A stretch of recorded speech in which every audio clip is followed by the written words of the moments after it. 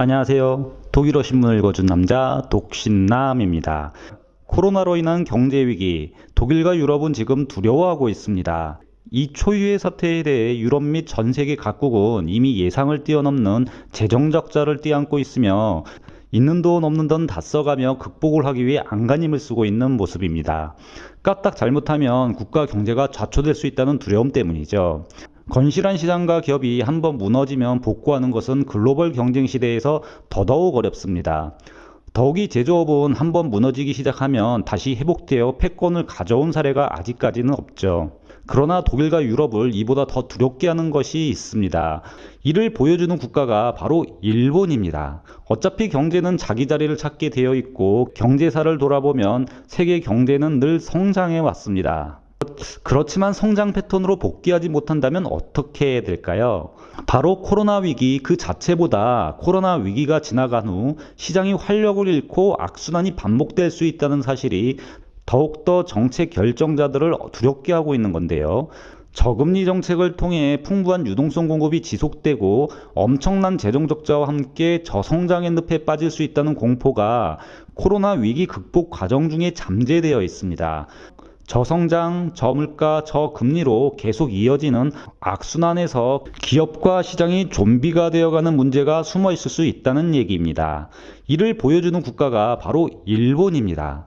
일본은 지난 40년 동안 이런 악순환의 고리에서 헤어나지 못하고 있죠. 오늘은 이렇게 일본화를 두려워하는 독일과 유럽이라는 제목으로 영상을 진행하겠습니다. 저는 독일어 신문의 관점으로 세상의 모든 이야기를 전하는 독일어 신문을 읽어준 남자 독신남입니다.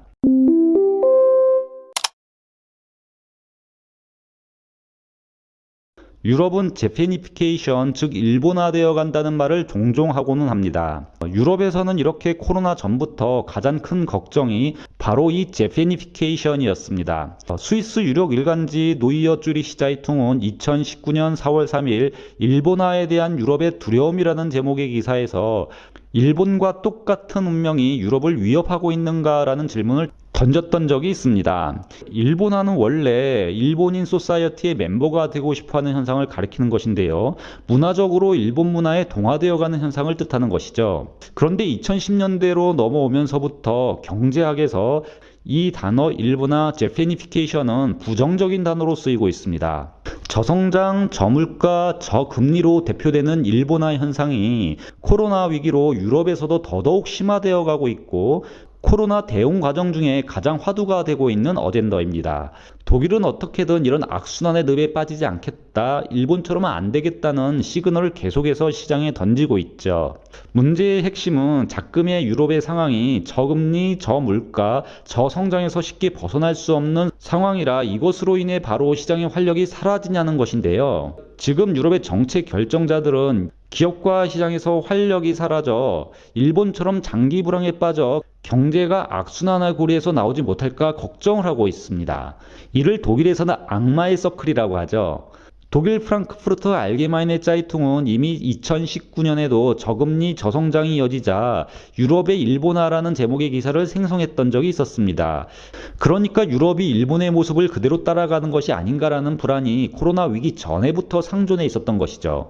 이미 유럽은 이렇게 저성장, 저물가, 저금리라는 경제 패턴은 일본과 똑같이 유지되어 왔었습니다.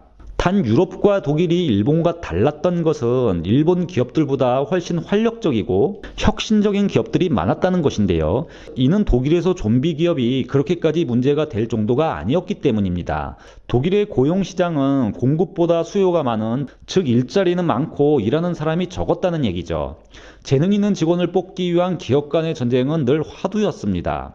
물론 독일 일자리 20%를 차지하는 자동차 업계가 전기자동차로 전환되는 과정 중 일부 노동시장의 균형점이 깨지기 시작하고 있지만요. 커다란 패턴은 일하려는 사람들보다 일자리가 훨씬 많았고 이는 임금 상승으로 이어졌고 좋은 노동력을 배출하기 위한 투자와 혁신 기업의 등장 등 일본과는 판이하게 다른 양상을 보여왔죠.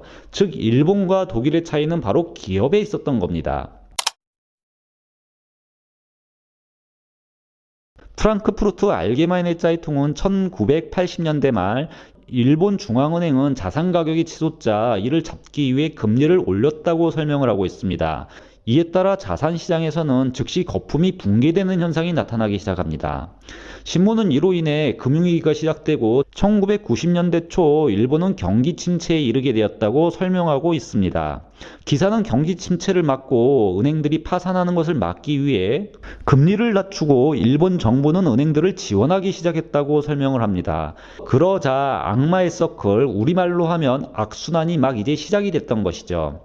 신문은 일단 이런 일본 정부의 노력에 따라 원하던 목적은 달성하게 되었다고 주장을 하고 있습니다. 지불불능에 빠진 회사들은 살아났고 악성 신용이 감가상각이 되는 것을 구제받았다고 설명합니다. 그러나 존속하는 무능력한 회사와 은행들은 일본의 자원을 갈아먹기 시작했고 경제 성장은 멈추었으며 인플레이션은 사라졌다고 밝힙니다. 그리고 기업과 개인들은 매출의 감소와 일자리를 잃는 두려움에 가격을 올리고 임금을 올리는 일에 자신감을 잃기 시작했다고 신문은 당시 일본의 상황을 전하고 있습니다. 이런 현상은 소비심리 악화로 이어져 기업은 더욱더 어려워졌고 일본 경제는 활력을 잃고 저성장의 늪에 빠지게 되면서 악마의 서클에서 빠져나오지 못하고 있는 것이 일본화라고 지금 신문은 밝히고 있습니다. 즉 저성장, 저물가, 저금리가 계속 돌고 돌면서 기업을 더욱더 좀비화시킨다는 것이죠. 지금 이렇게 독일과 유럽은 일본을 답습해가는 것 아닌가 하는 사실이 코로나 위기에 대한 염려보다 더 크게 걱정을 하고 있는 점입니다. 그리고 이 대목에서 논란의 포인트는 바로 기업입니다. 경제 성장을 방해하고 시장의 활력을 빼앗는 것은 바로 좀비 기업이라고 보고 있습니다.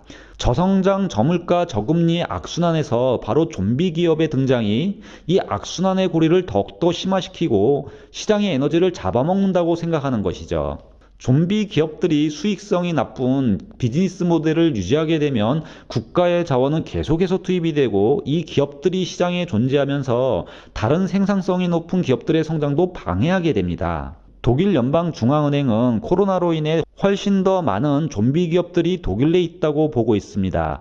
독일 유력 경제일간지 한데스블라트는 생존 능력이 없는 기업들이 생명 연장을 하는 그 위험을 보고 있다고 2020년 12월 14일 기사를 통해 주장했던 적이 있었습니다. 기사에 따르면 많은 전문가들은 비생산적인 기업들이 유럽 중앙은행의 확장적 금융정책과 코로나 보조금으로 인해 인위적으로 생명을 유지하고 있다고 판단하고 있습니다.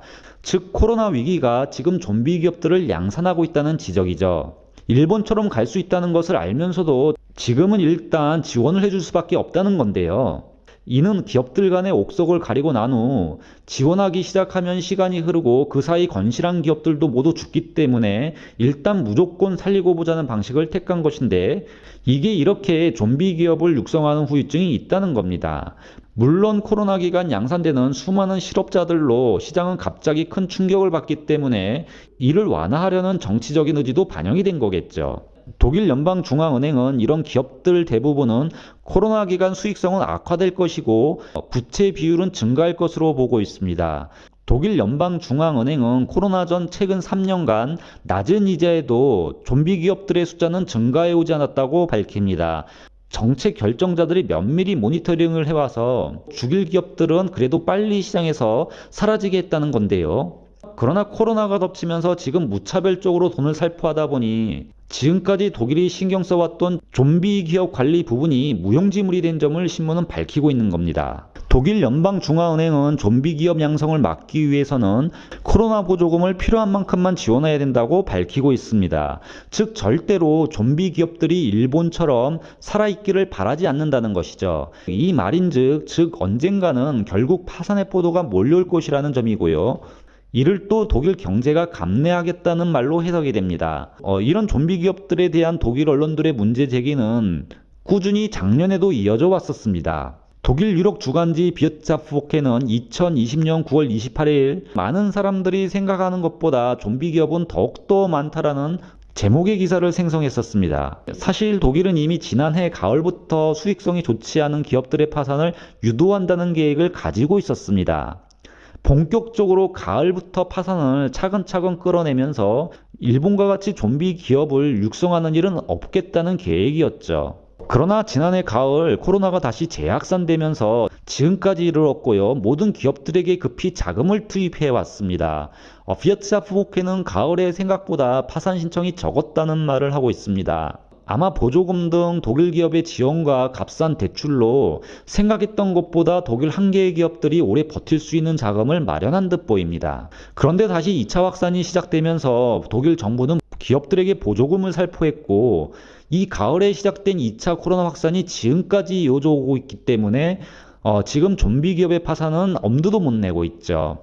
비어트샤프호케는 당시 2차 확산이 없고 스페인과 프랑스 등 독일과의 주요 무역 국가가 어렵지 않다는 조건 하에 2021년 1분기 또는 2분기에 본격적으로 파산 신청이 줄을 이을 것으로 내다보고 있었습니다. 이는 아마도 프랑스 등 유럽 주요 국가의 사정이 크게 차이는 있지만 마찬가지일 겁니다. 독일과 유럽은 과연 이 어려운 좀비 기업 퇴출을 성공하고 일본화로 가는 길을 막을 수 있을까요? 귀추가 주목이 됩니다. 지금까지 독일어 신문의 관점으로 세상의 모든 이야기를 전하는 독일어 신문을 읽어준 남자 독신남이었습니다.